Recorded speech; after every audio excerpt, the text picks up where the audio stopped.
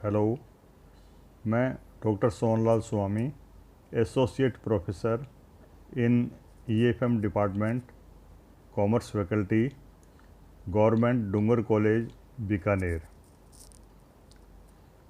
महाराजा गंगा सिंह विश्वविद्यालय बीकानेर, राजस्थान के BCom part second में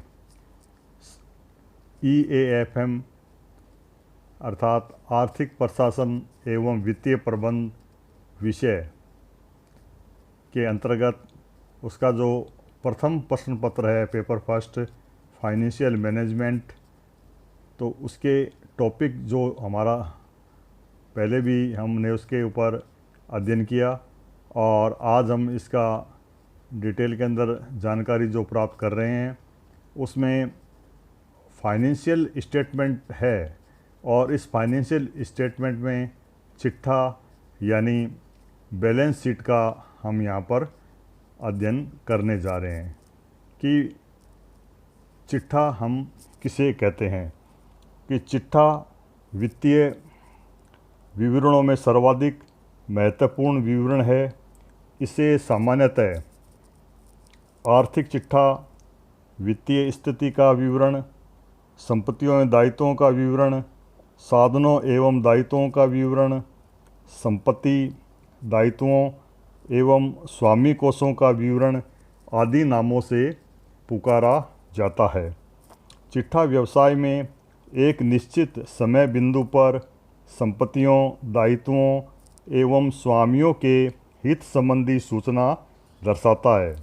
उदाहरण के लिए 31 मार्च 2019 को बनाया गया किसी संस्था का चिट्ठा विशेष तिथि को संस्था की वित्तीय स्थिति प्रकट करता है।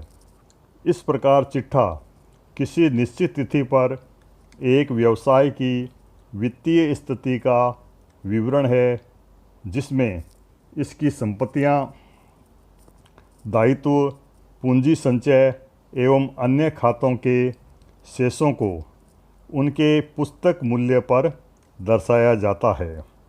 इसमें बाईं ओर दायित्व अर्थात लायबिलिटीज एवं स्वामी कोष तथा दाईं ओर विभिन्न संपत्तियां यानी कि एसेट्स दर्शाई जाती है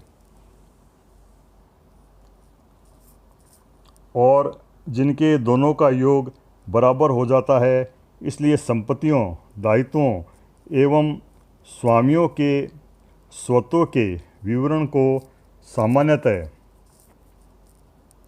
चिट्ठे के रूप में जाना जाता है। अब हम चिट्ठे के अंतर्गत जो विभिन्न मदें जो दी गई है और इन चिट्ठे की मदों का जो ब्यौरा है उसके बारे में हम यहाँ पर अब अध्ययन जो है वो करेंगे, यानी कि details of the items of balance sheet. तो इसके बारे में तो आज हम सबसे पहले जो है जिनके ऊपर किसी कंपनी का या व्यवसाय का या संस्था का जो दायित्व बनता है उनको दर्शाया गया है। तो इसके अंतर्गत भी हम जो है वो सारी की सारी जो है वो जानकारियाँ जो है वो प्राप्त करेंगे। तो इसके अंतर्गत कि संशोधित अनुसूची शिस्त के अनुसार चिट्ठे में दी हुई मदों के विस्तृत विवरण पर कोई कंपनी लेखा टिप्पणियां में प्रकट करेगी एवं उन टिप्पणियों के क्रमांक चिट्ठे में संबंधित मद के सम्मुख अंकित किए जाएंगे। तो सबसे पहले हम जो बात कर रहे हैं यहाँ पर कि समता एवं दायित्व जो है, इक्विटी एंड लायबिलिटीज जो है वो उसके बारे में जानकारी ले रहे हैं। तो इसके अंदर जो सबसे पहले आता है अंशधारियों के कोष। तो अंशधारियों के कोषों के अंतर्गत हम जो है अंश पूंजी, शेयर कैपिटल, संचय एवं आधिक्य, रिजर्व एंड सरप्लस, एंड अंश अधिपत्रों पर प्राप्त राशि, money received against share warrants, तो इनको दर्शाया जाता है।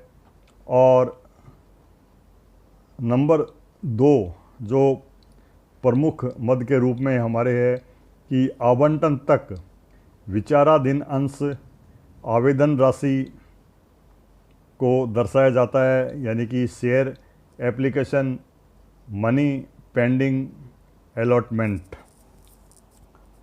तो इसके अंतर्गत हम ये कहें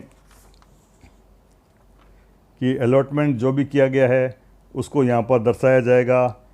और इसमें नंबर 3 के ऊपर जो दिखाया गया है कि गैर चालू दायित्व नॉन करेंट लायबिलिटीज जो है, इसके बारे में हम बात करें तो इसमें सबसे पहले दीर्घकालीन उधार। तो दीर्घकालीन उधार के अंतर्गत हम जो है बंद पत्र, ऋण पत्र यानी कि bonds, debentures, terms loans, loan from banks और फ्रॉम अदर पार्टीज से जो कोई भी हमने उधार ले रखा है, और या फिर हमारे जो निक्षेप या जमाई जो है डिपॉजिट्स, उनको दर्शाया जाता है। संबंध पक्षकारों से ऋण एवं अग्रिम, वित्त पट्टा बाध्यताओं की दीर्घकालीन भुगतान तिथियां, अन्य ऋण एवं अग्रिम प्रकृति, दीर्घकालीन उधारों को आगे और सुरक्षित सुरक्षित के रूप में वर्गीकृत किया जाएगा, उसकी भी हम जानकारी बाद में लेंगे। सुरक्षित उधारों की दशा में प्रतिभूतियों का ब्यौरा भी दिया जाता है। और इसी के अंतर्गत जो है इसका बी बिंदु है स्थगित कर दायित्व, उनको भी इसमें हम दर्शाते हैं। और अन्य दीर्घकालीन दायित्व जो हैं उनको भी इसी के अंतर्गत, यानी कि चिट्ठे के बाईं ओर दायित्व पक्ष की ओर दर्शाया जाता है। इसमें व्यापार देय यदि 12 माह से अधिक अवधि से बकाया है। और नेक्स्ट इसमें अन्य जो कोई भी है और वो अन्य दीर्घकालीन दायित्वों के रूप में है, उसको दर्शाया जाता है। और इसके अलावा दीर्घकालीन आयोजन जो हम करते हैं, जैसे कि कर्मचारी लाभों संबंधी आयोजन जो 12 महीने के बाद में परिपक्व हो रहे हों, तो उनको यहाँ पर दर्शाया जाएगा। और इसी प्रकार से हम अब ये कहें कि हमारे लिए जो सबसे अधिक अब जो महत्वपूर्ण आ रहे हैं वो चालू दायित्व हैं, यानी कि करंट लायबिलिटीज़। इनके बारे में हम कहें कि हम इसमें किन किन मदों को जो है वो दर्शाते हैं। तो एक तो इसमें है कि शॉर्ट टर्म बोरोइंग्स जो है अल्पकालीन उधार, तो इनको दर्शाया जाएगा। और ट्रेड पेबल्स जो अगले 12 माह की अवधि के अंतर्गत जो हैं परिपक्व होंगे, उनको हम क्या है कि इसमें दर्शाते हैं।